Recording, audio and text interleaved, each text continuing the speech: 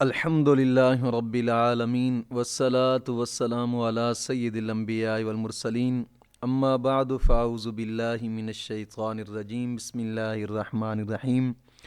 بہار شریعت حصہ دوم نجاستوں کا بیان چل رہا تھا، اور نجاستوں کے بیان میں اسباق چل رہے تھے نجس چیزوں کے پاک کرنے کا طریقہ، جن میں سے 3-4 اسباق پہلے گزر چکے ہیں، اور آج کا سبق ہے اور کل کا انشاءاللہ العزیز پھر یہ ختم ہو جائے گا، آگے پھر اور مسئلے شروع ہو جائیں گے۔ کل ہم نے سبق پڑھا تھا کہ اپلے جلا کر کھانا پکانا جائز ہے، کہ گویا کو کہا جاتا ہے۔ آج ہم نے جو سبق شروع کرنا ہے وہ مسئلہ نمبر 50 سے ہے کہ جو چیز سوکھنے یا رگڑنے وغیرہ سے پاک ہو جاتی ہے،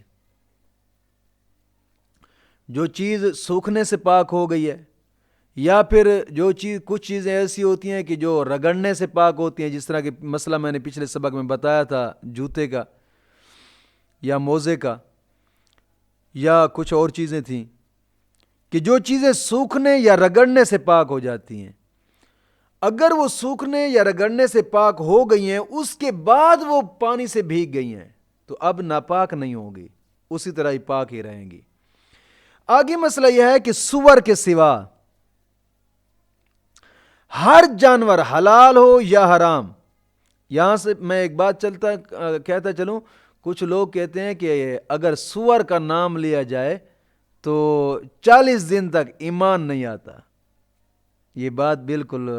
غلط ہے، بلکہ ایک عام طور پہ محاورہ ہوتا ہے کہ عام لوگوں میں کہا جائے سور کا نام نہ لو، کیونکہ ہو سکتا ہے اس سے جناب 40 دن تک ایمان نہیں آتا۔ یہ غلط بات ہے۔ اگر ان جیسوں سے ایمان جاتا تو پھر کتابوں میں محدثین کرام اور فقہاء کرام بڑے لکھ کر گئے ہیں نام کہ سور کے نام سے لکھا ہے نام،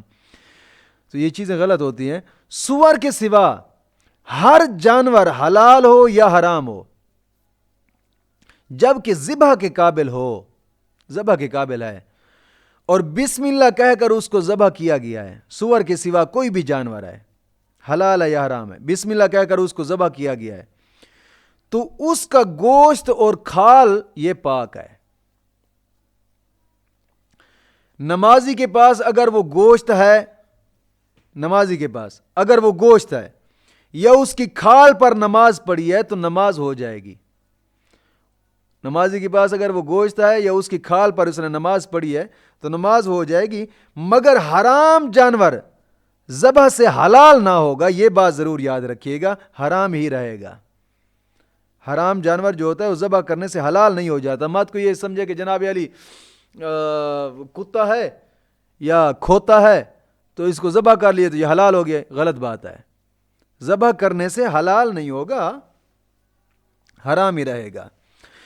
آگے مسئلہ یہ ہے کہ سور کے سوا ہر مردار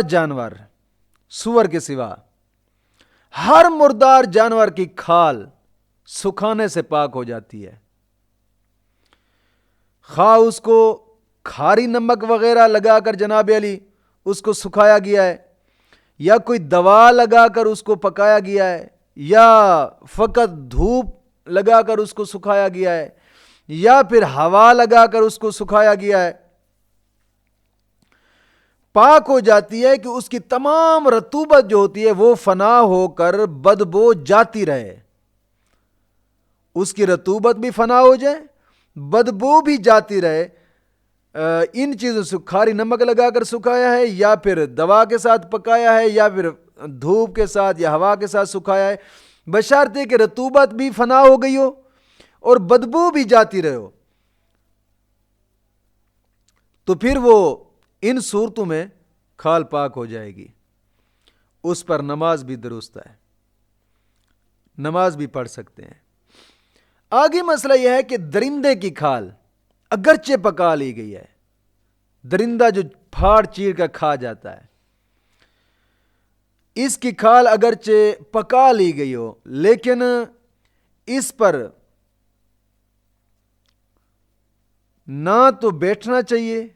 اور نہ ہی اس پر جناب علی نماز پڑھنی چاہیے، کیونکہ اگر کوئی شخص درندے کی کھال پر بیٹھتا ہے تو بزرگ فرماتے ہیں کہ اس کے مزاج میں سختی آتی ہے، وہ شخص سخت مزاج بن جاتا ہے جو درندے کی کھال پہ بیٹھتا ہے. مثال کے طور پر چیتے کی کھال ہو گئی یا کوئی اس طرح کا اور درندہ، اگر اس کی کھال پہ بیٹھتا ہے تو مزاج کے اندر سختی آتی ہے اور تکبر پیدا ہوتا ہے. ہاں، بکری اور مینڈھے کی کھال اگر اس پر کوئی بیٹھتا ہے یا پہنتا ہے، بیٹھنے سے بھی اور پہننے سے بھی بکری یا مینڈھے کی کھال ہو تو مزاج میں نرمی آتی ہے اور انکساری پیدا ہوتی ہے، عاجزی پیدا ہوتی ہے. کتے کی کھال اگرچہ یہ پکا لی گئی ہو یا وہ ذبح کر لیا گیا ہو تو استعمال میں بزرگ فرماتے نہیں لانا چاہیے، کیونکہ ایک تو ائمہ کا اختلاف ہے اس میں، اور دوسری بات یہ ہے کہ عوام کی نفرت ہوتی ہے، تو عوام کی نفرت سے بھی بچنے کے لیے مناسب ہے کہ